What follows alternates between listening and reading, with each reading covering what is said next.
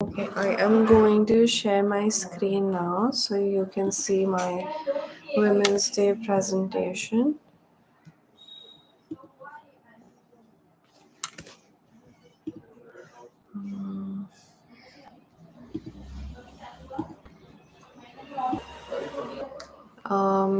Can everybody see my screen? Please let me know in the chat box so I can continue speaking.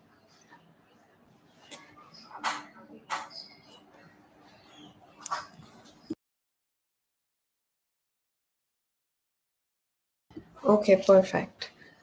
Hi everyone, my name is Falak. I am a nutritionist and cosmetologist, and I'm here to help you understand common problems in women's health these days. And we are going to discuss how we are going to treat them, prevent them, and I'll give you some tips on how to deal with them with diet. Just a little background information about me. My name is Falak, as I said already, and I study in a university in Toronto, Canada, and all time at derma design and diet design, where we do procedures like HIFO, MNRF, um, body toning, lightening without invasive procedures. And to contact me or my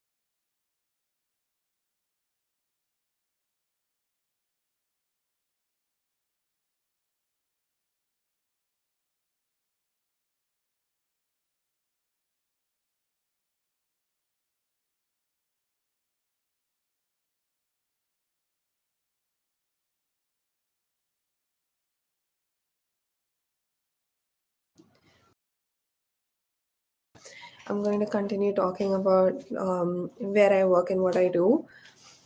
At Derma Design, we do peels, hypho, laser hair removal, everything that involves skin, hair, and nails, for that matter. We do everything. And then there's diet design, where we give you tailored diet plans according to your needs and also help you achieve your dream body.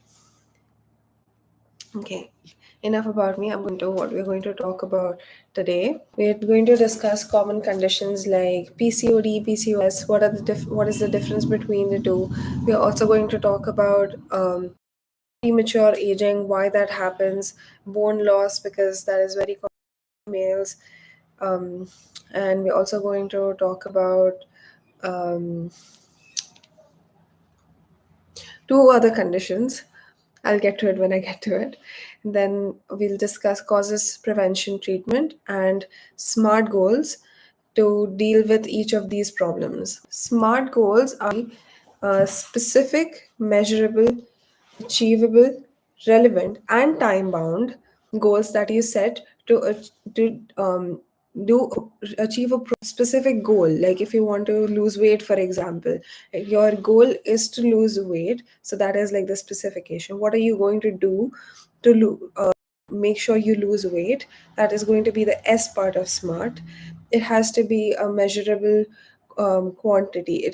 For example, if you're trying to lose waist circumference, if you're trying to lose your abdominal circumference, we're going to aim for, let's say, 2 centimeters in a couple of months. That is the M part of SMART.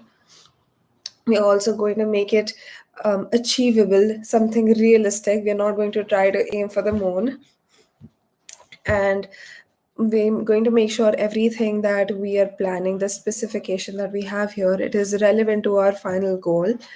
And also we'll put a timer on it because we need to see results, right? Discuss smart goals for all of the conditions that we will talk about. And these days, PCOD, PCOS, infertility, period cramps, aging, bone loss. No, period. Although I know period cramps is not a condition, I just know it's something that most women go through these days, and it's crazy. It's very painful, and I want you to understand why it happens and how you can deal with it on a biological level, like without using heat pads or just having dark chocolate. We'll understand why it actually happens and what are the ways to prevent severe cramps. I mean, it's obviously impossible to eliminate it altogether, but we can obviously do something to prevent the severity of it. We'll talk about premature aging and also bone loss. Okay, the first thing, like we are going to talk about what is the difference between PCOD and PCOS. Is anybody here like familiar with the concept of inflammation? Please let me know in the chat box. I would appreciate if you're interacting with me.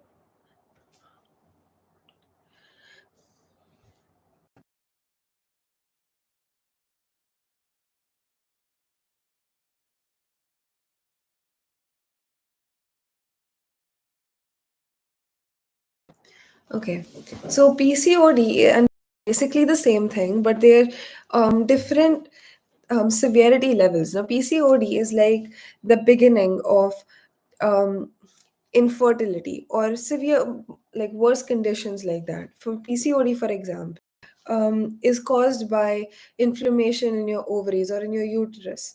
And inflammation is um, swelling that you like for the swelling that you see on your face, for example, or in your hands or in your feet when you're traveling.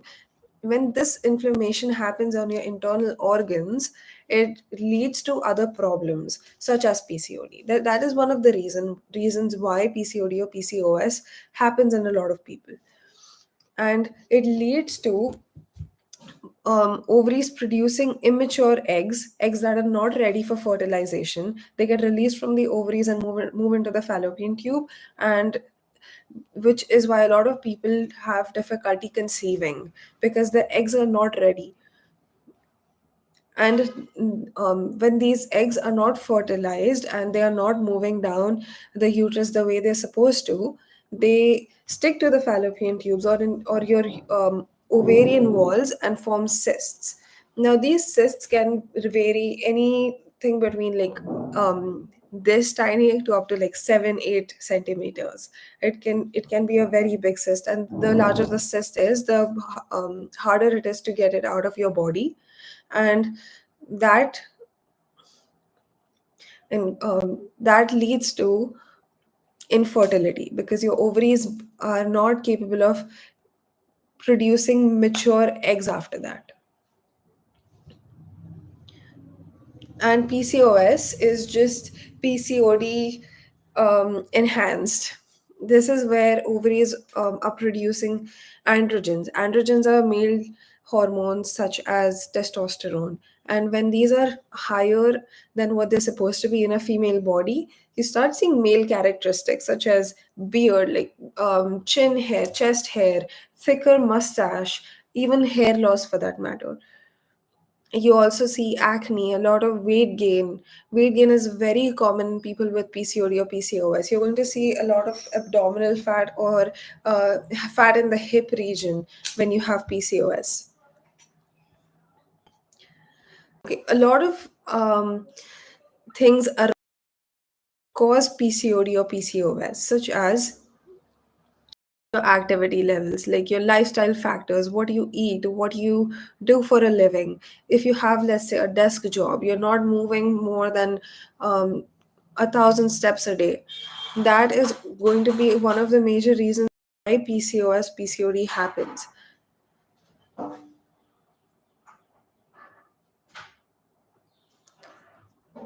Another reason could be insulin resistance. Insulin is the hormone that um, regulates your sugar consumption. Basically, it digests the sugar that you consume.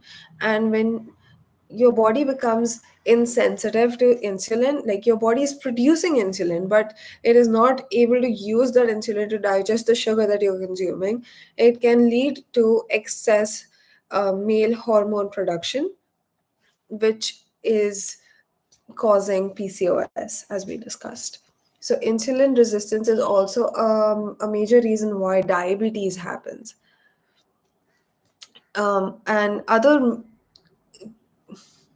conditions like cardiovascular problems or kidney problems, insulin is um, a hormone that regulates a body.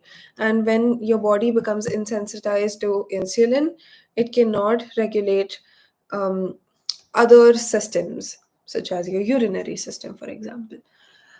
Um, Other pre existing conditions like or your lung problems can also lead to PCOS. So it is important you make sure your body is functioning right in all aspects. So it is advisable you get your full body checkup done frequently. External factors such as pollution. Now, this is something that I want to go in a little depth with. Are you familiar with the concept of ions, like free radicals? Um, you must have studied this in like eighth grade, ninth grade chemistry. When electrons, when atoms lose or gain electrons, and they cannot complete their octet, their outermost, eh, what do you call it? Yes, they're very unstable. And when, yes, orbit. So, what I'm trying to say here is when yes, when you're exposing your body to pollution or harmful carcinogens, they produce free radicals in your body, and these free radicals travel freely in your blood. They just go around your body and get settled in one part of the body, and they multiply because they are so unstable. They borrow or give electrons to atoms around them, making all of the cells around this free radical unstable, causing um, instability. And this can also lead to cancer, by the way, which is why it is so important to expose yourself less to pollution, UV rays, junk food. When you eat food that is difficult to digest, your body struggles to digest, your body automatically produces free radicals. So if you cannot avoid exposing yourself to such external factors, at least make sure you're consuming enough antioxidants, because what they do is they get oxidized themselves, they expose themselves to these pollutants, and um, turn into free radicals and basically die. And in that process, they prevent your cells, your body from doing the same thing. And now this might come as a surprise, but contraceptives can also be a reason why PCOS or PCOD happens, because contraceptives are basically hormones. And when you're, let's say, missing a period, and you're or you have irregular periods, you cannot predict when your next period is going to be, and your gynecologist suggests you take contraceptives because they induce female hormones that makes your period um, uh, like take place like right after you take the medication, right? It is like you forcing your body to do something that it is not ready to do, which is why taking artificial hormones can make your body dependent on it. Like to get your period, the you will have to depend, you will have to make sure that you take contraceptives each time.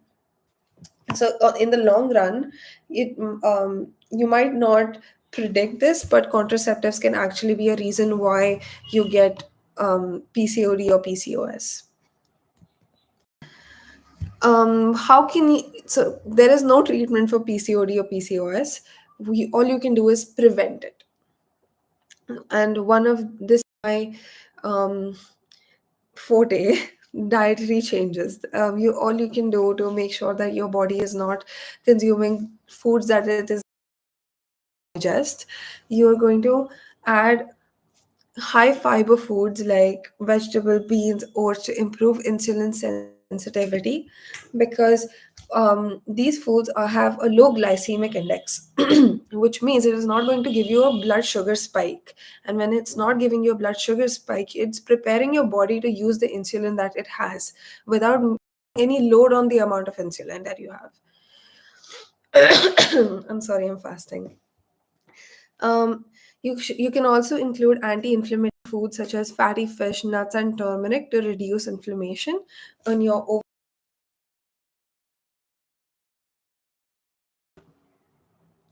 and to lessen the processed foods, refined sugars because these cause sugar spike, and trans fats that worsen insulin resistance and now, the second thing you can do to prevent or somewhat treat is medical management treatments. Now, the reason why I've included oral contraceptives here is because even though it is harmful in the long run, you can still consume oral contraceptives to regulate your periods when you've just diagnosed yourself with PCOD or PCOS. So once you get like the hang of it, like your periods come, take the decided um, your menstrual cycles come down to like a 28-day cycle, you I suggest you stop taking oral contraceptives and focus more on the diet and the physical activity part. We'll come to that.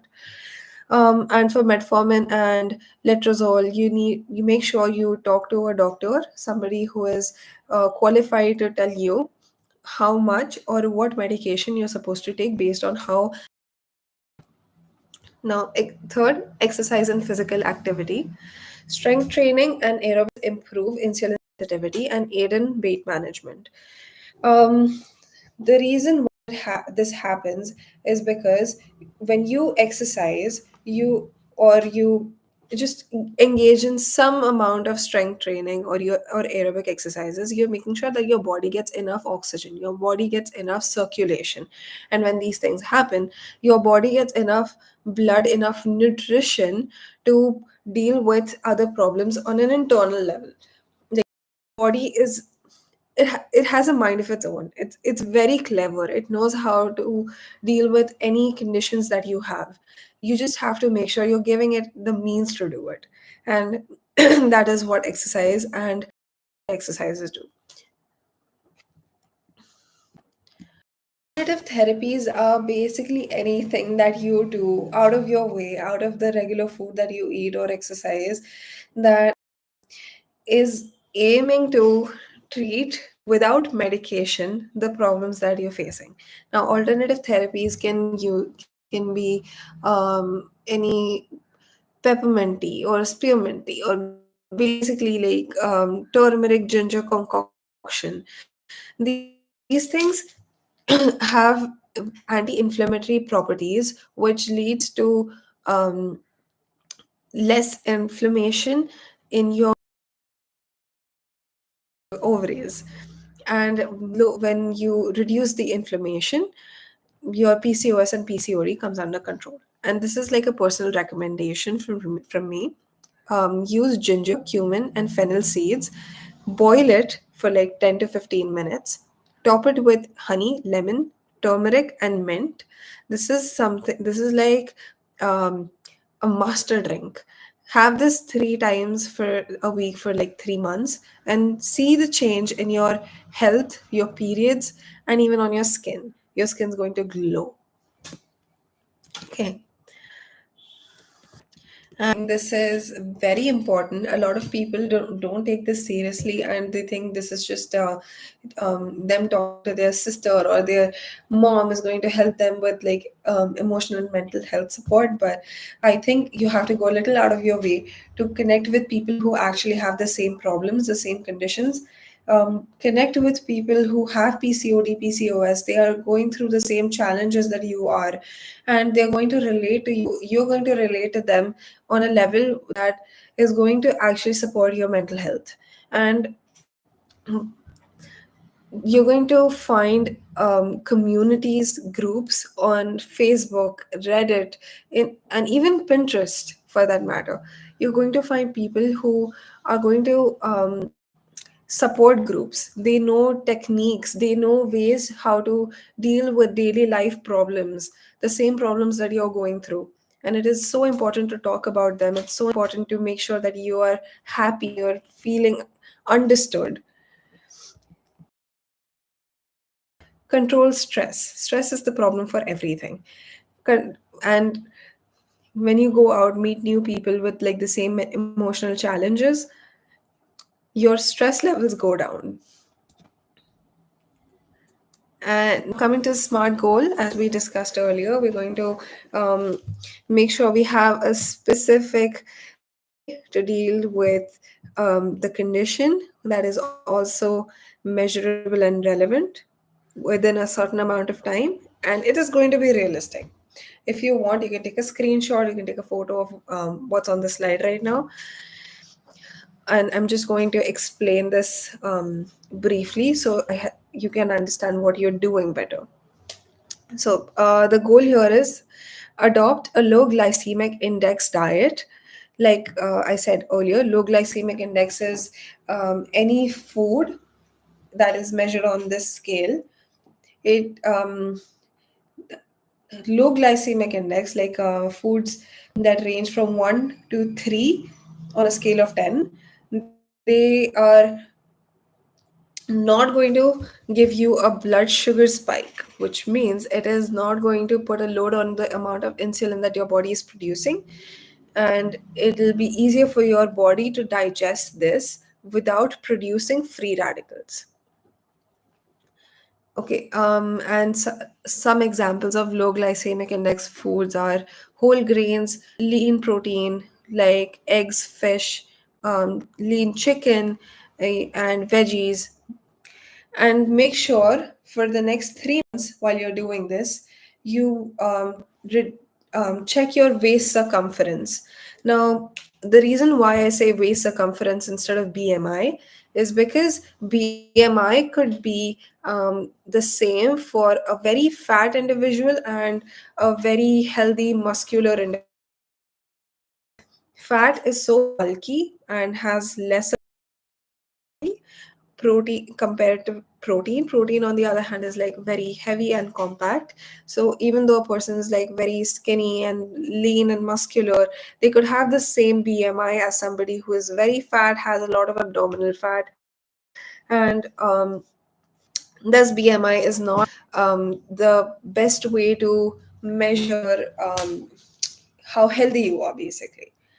So we're going to look at waist circumference for 12 weeks through diet and exercise, and see if we are able to achieve um, reduction in the waist circumference by 2 centimeters. And if we are unable to do that, we are going to increase the intensity of how much you are exercising or other modifications like that.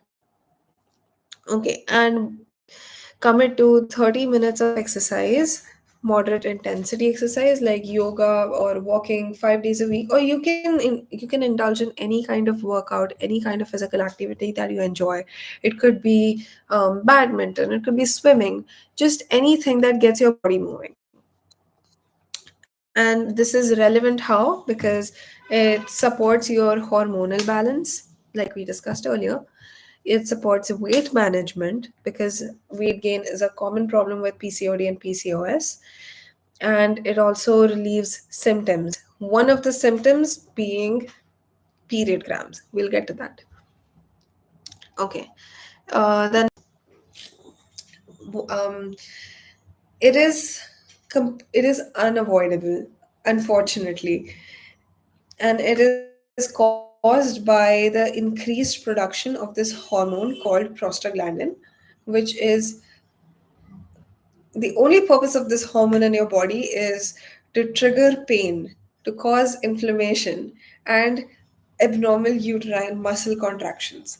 It is only there to alert you that you have got your period.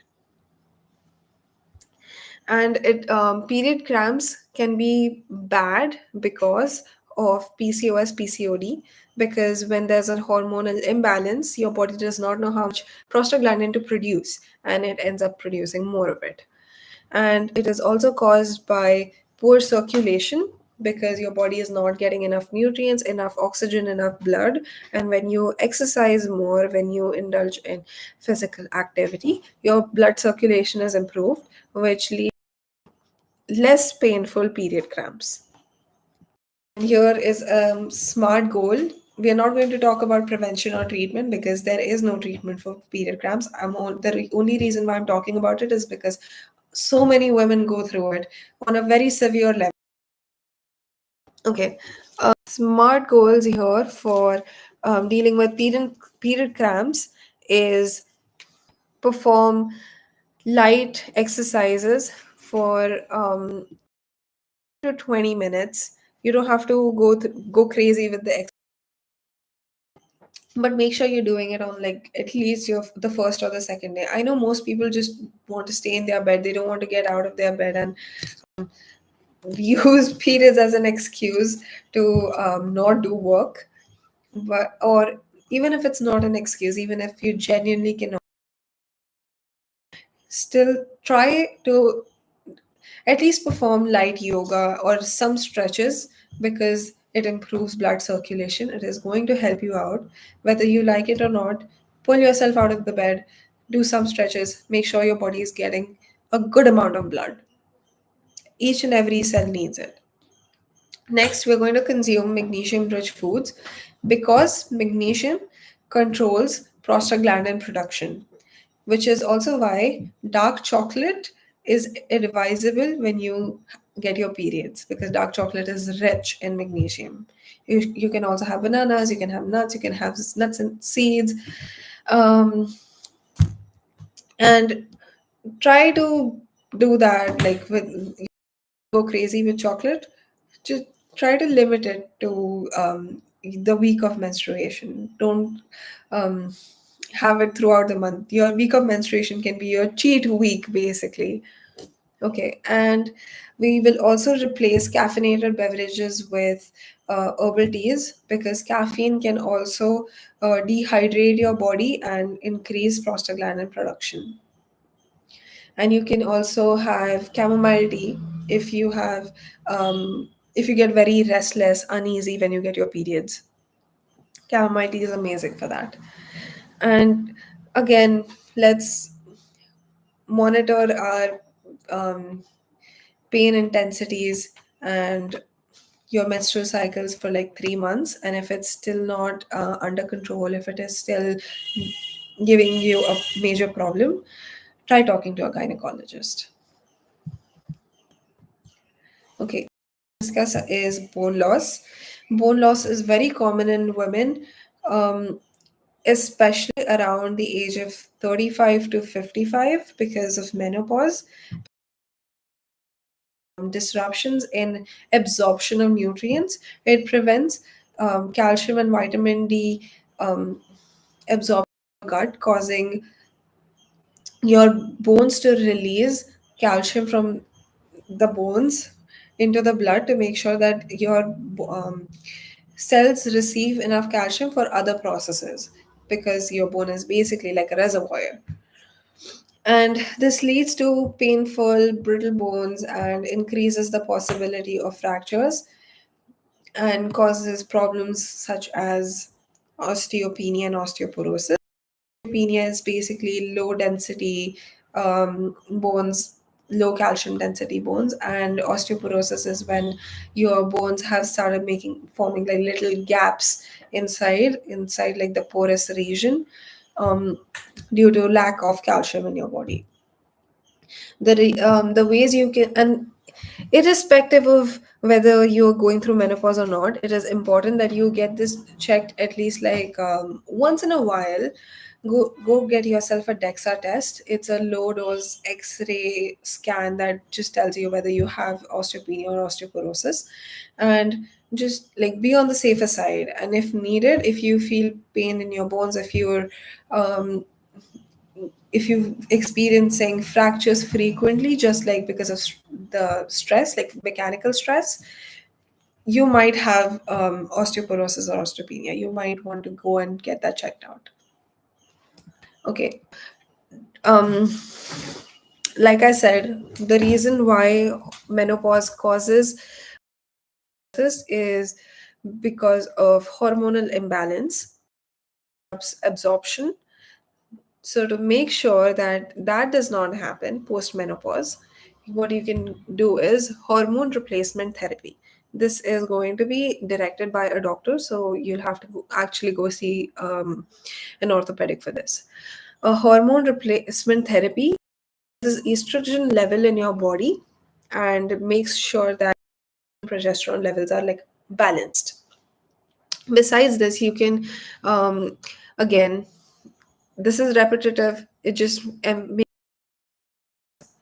stimulate bone formation. It osteoblast cells in your body. Your If you're exercising, your these osteoblast cells, they get alerted that they need to go to the bones and they need to form more osteoclast, more bone forming cells.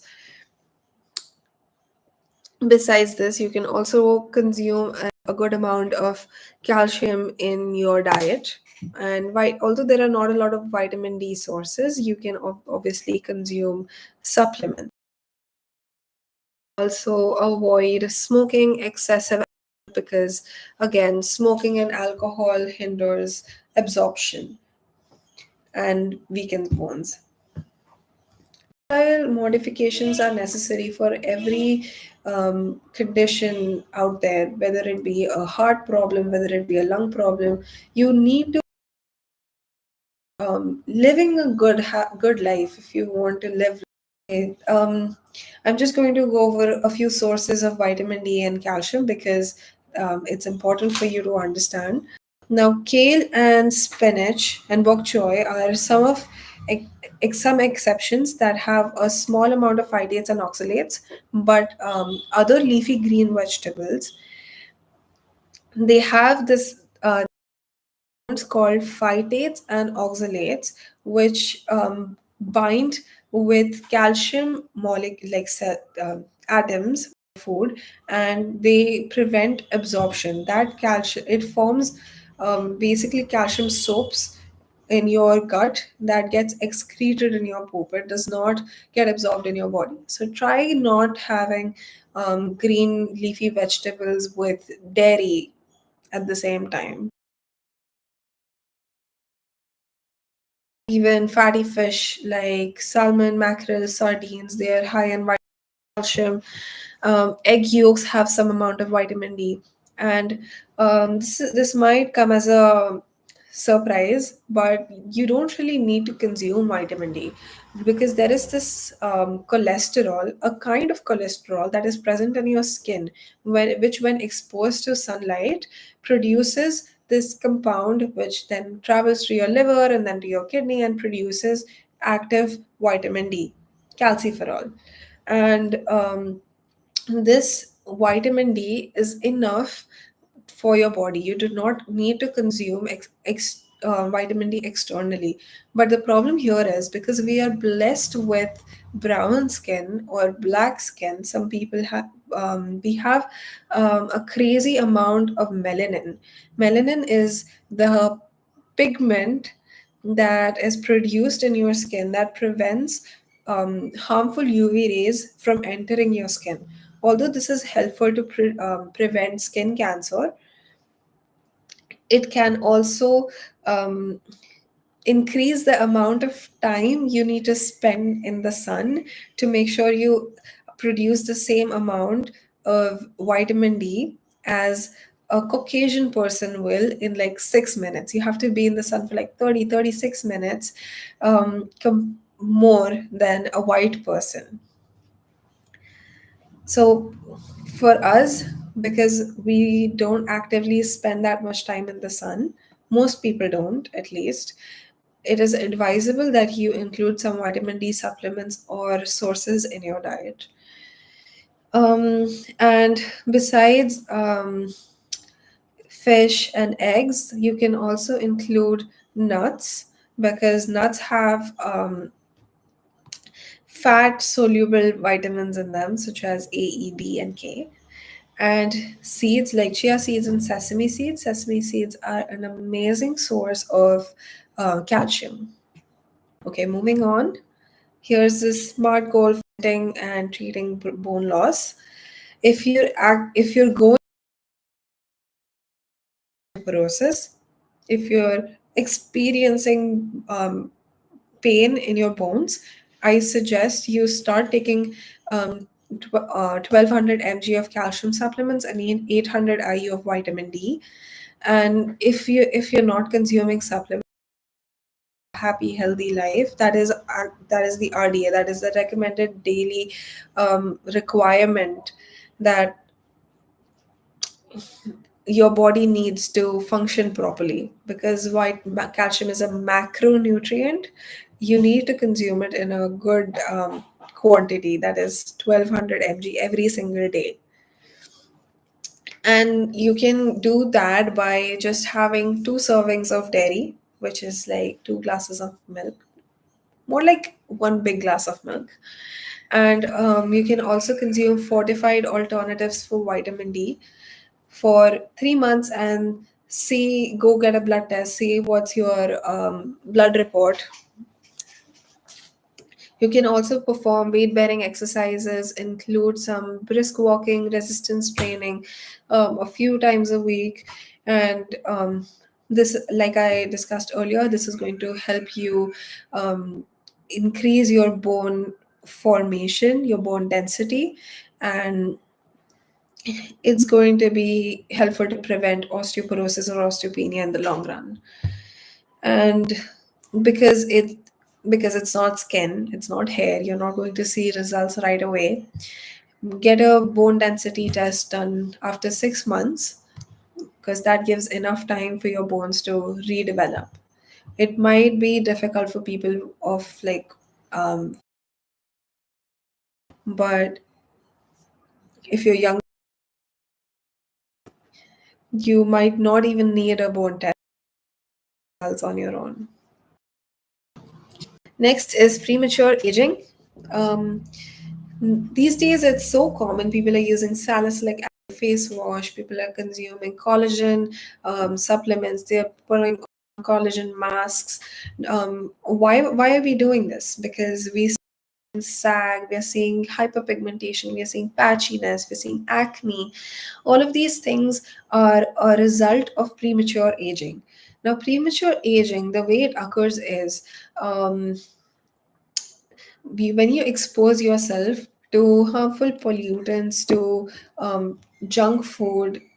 I know everybody loves getting food delivery services, but unfortunately, when you order so much from outside, you're introducing harmful compounds in your body that is causing free radical production. And free radical production, all they do, if not cause cancer, that is like the extreme level, but it at least causes cell or protein degradation, collagen degradation, which causes your skin to sag, your hair to fall, your bones to become weaker. Who's going to think that? Nobody even like realizes that pollution could be making your bones weaker, because it is causing collagen degradation.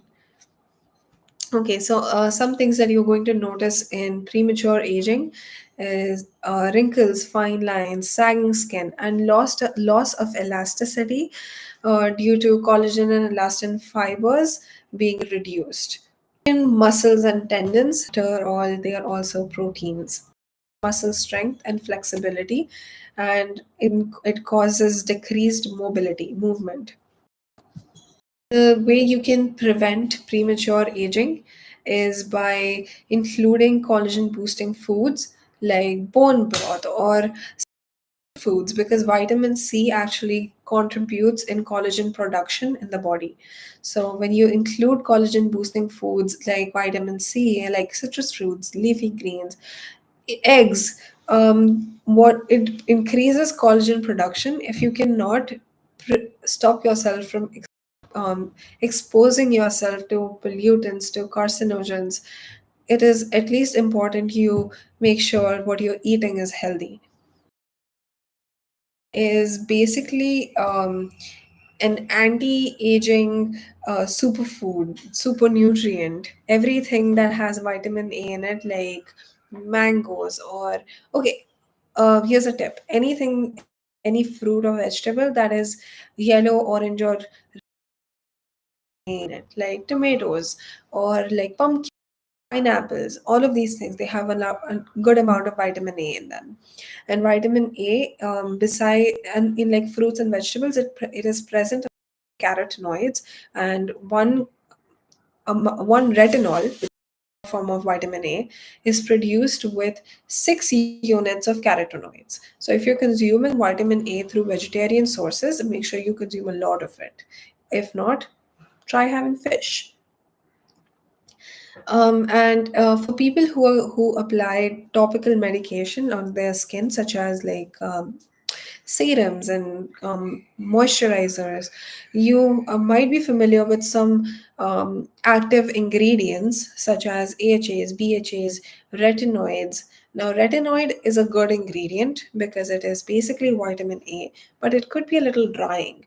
But that aside, if you're exposing yourself to, let's say, AHAs and BHAs, these are acids that help in skin peeling, or taking, like, removing the top layer of your skin, dead skin, basically. So it, even though it gives you like a nice glow, it gives you like a nice surface, it can also cause premature aging in the long run. That is a side effect. So when you're doing that, make sure you use retinoids and peptides and other collagen stimulating ingredients in your skincare routine, with your AHS and BHAs. If you cannot, you can also include supplements such as collagen tablets or powder that you can mix in water and have it. But I would still suggest you talk to a dietitian or a nutritionist before you do that, because some collagen supplements have, or some topical collagen applications like serums or your masks, they have such big molecules of collagen that cannot penetrate your skin or cannot be absorbed in your body. So I recommend, instead of using like a 75 rupee mask or a 125 rupee mask, maybe talk to your doctor, who might recommend a slightly more expensive collagen mask, but it'll probably you can also lifestyle choices such as how much alcohol you consume. Now, I know some people, they love to have alcohol like before going to sleep because it helps them sleep better.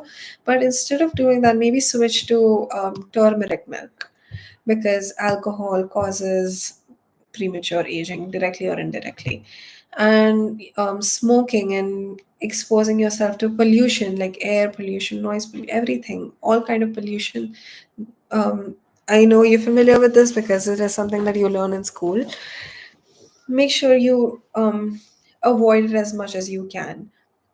And also try avoiding sun exposure, because even though we are blessed with melanin, it does not mean we exploit it, right? Okay, moving on. Here's a premature aging. As discussed earlier, we can include rich foods. What I used to do growing up is I used to have vitamin C rich foods like limes or oranges. Although it is not the best time to have fruits, I know, it is one way you can introduce fruits in your diet. Having desserts with fructose, which is natural sugar in fruits. So in and the best time to have fruits is obviously the first half of the day, or at least like for your breakfast, because sorry.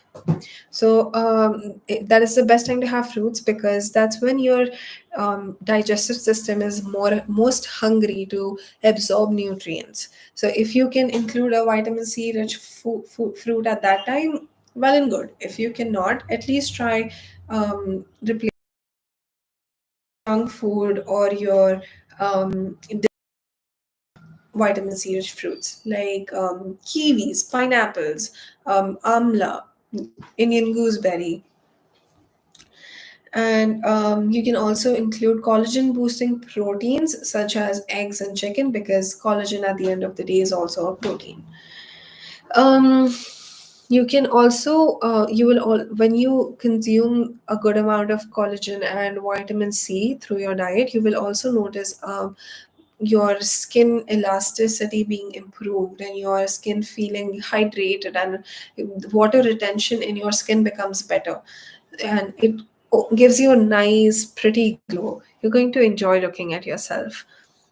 And like I said earlier, if you're going to use a topical way of like introducing collagen into your skin, try doing it with something that your dermatologist or your cosmetologist recommends, because we want smaller molecular size collagen, not the fat ones that cannot be penetrated.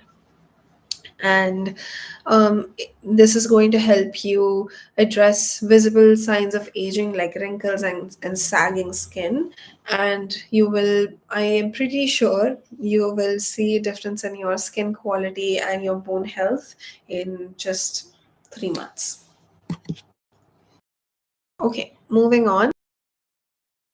Fertility is obviously less common than everything else that we have discussed so far, but it is on the rise as our lifestyles are being becoming more evolved. We are exposing ourselves to more problematic things, like I said, carcinogens or pollutants, anything that is not good for your body, that is around you, whether you like it or not. It is going to affect you in some way. It is going to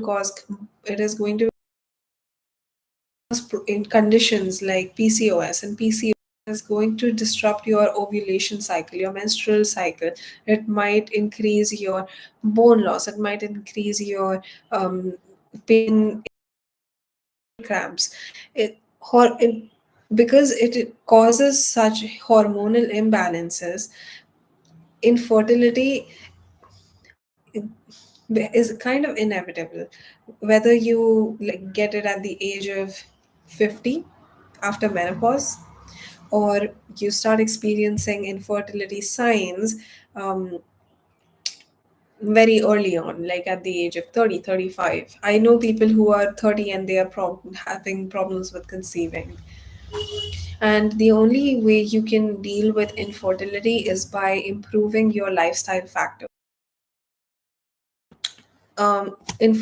Fertility after the age of 35 due to reduced egg quality and lifestyle factors like high stress levels, poor diet, nutrient deficiencies. Now, nutrient deficiencies are very common for women who are like 35 and above, because our gut is instead of being marinated, tailored. It is all modified food that we eat, such high fat, high sodium foods, high trans fats, not healthy what we eat outside. It is best to make good healthy food at home, because it prevents your gut from failing to absorb nutrients, and hence prevents nutrient deficiencies like iron, vitamin D, folate. Folate is the most important when it comes to conceiving and for your fetal health. And excessive alcohol consumption and smoking can also lead to infertility, and that is no surprise. And underlying conditions such as thyroid, uterine fibroids, endometriosis, different conditions, um, even like prior miscarriage, different kinds of things that people experience that it can also cause infertility. Discussed earlier, environmental factors such exposure to pollutants and toxins can also affect reproductive health. Tools to deal with infertility are um, incorporate fertility boosting foods such as walnuts, spinach into daily meals. This is something that you can just Google, like, what are some fertility boosting foods, and it'll give you like a list of 500 things. Increase your folate and iron intake to 100% of daily recommended value within 8 weeks. Now, folate and iron go in hand. They help in each other's absorptions. Most processes that they're involved in also require each other. Like folate requires iron, iron requires folate, and it is important to make sure that you're consuming both of these nutrients as much as you're supposed to, because that supports your reproductive health. Consume a fertility focused smoothie, spinach and berries with like a little bit of flaxseed. Tastes amazing, also very healthy for you, 3 times a week. You can add bananas, you can add other kinds of nuts, you can also add like make a berry and avocado smoothie, whatever you like, anything that is like infertility boosting, just incorporate one of these things in your diet like at least 3 to 4 times a week, and it's going to do you very good. It is going to improve your ovulation and reproductive health. Oh, and one more thing, one more food that I know is like very good for your reproductive health is papayas. Papayas help you regulate your menstrual cycles and make sure that your uterus is healthy. Um, time Reassess your energy levels and your cycle regularity after 2 months, and if needed, you can also go see a gynecologist.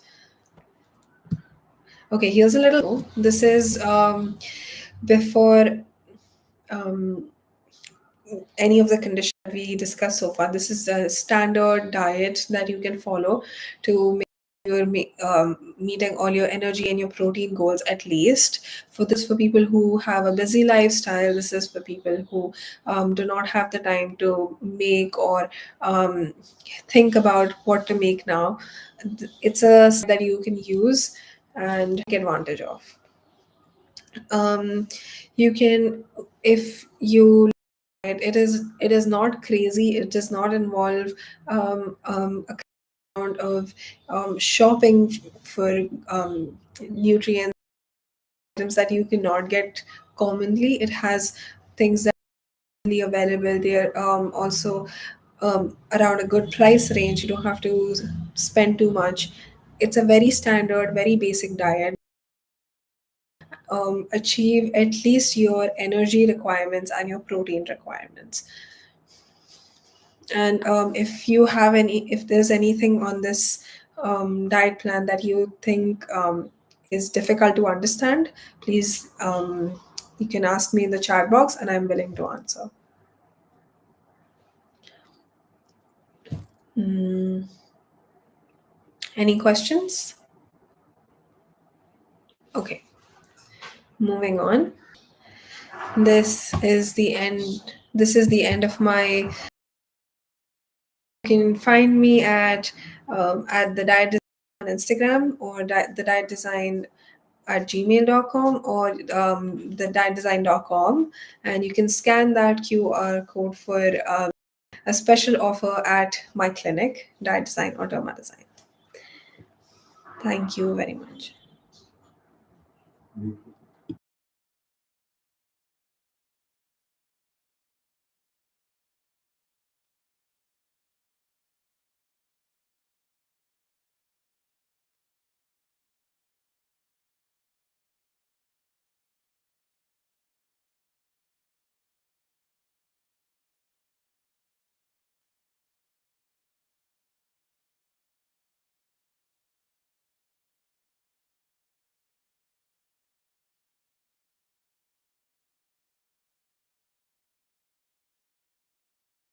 Okay, if you have any questions, I'm still here for another few minutes and we can discuss.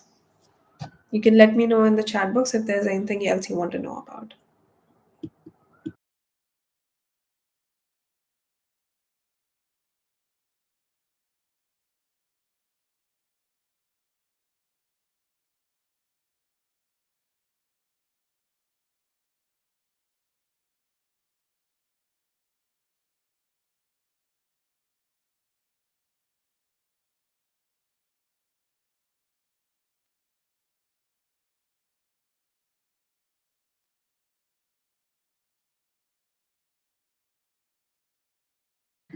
Okay, somebody here has asked me what are complex carbohydrates. Complex carbohydrate, my presentation.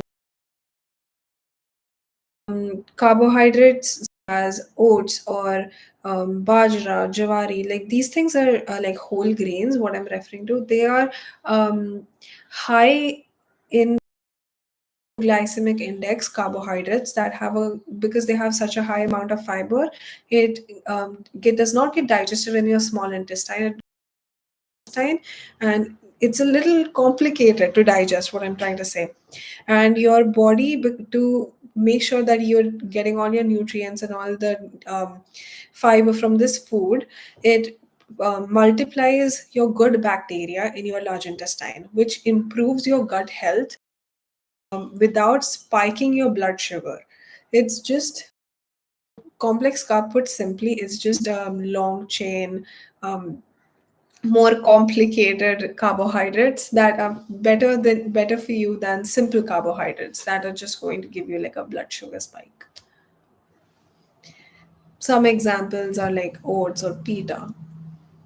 You can if you have any more questions, if you want a more detailed answer, if you have anything you want me to get to personally, I have this link here for you that you can wait, hold on. Then you can ask questions on. Mm,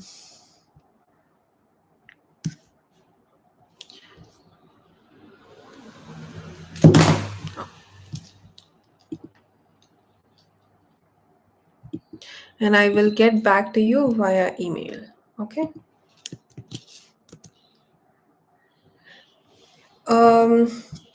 Any questions? Use the link that I have shared in the chat box. And if you don't want to get questions, if you want to like talk to me personally, you can message me on my Instagram or you can send an email. My email is on the screen. Okay, thank you very much. I look forward to hearing from you, and you can scan the QR on the screen to get any offers at my clinic.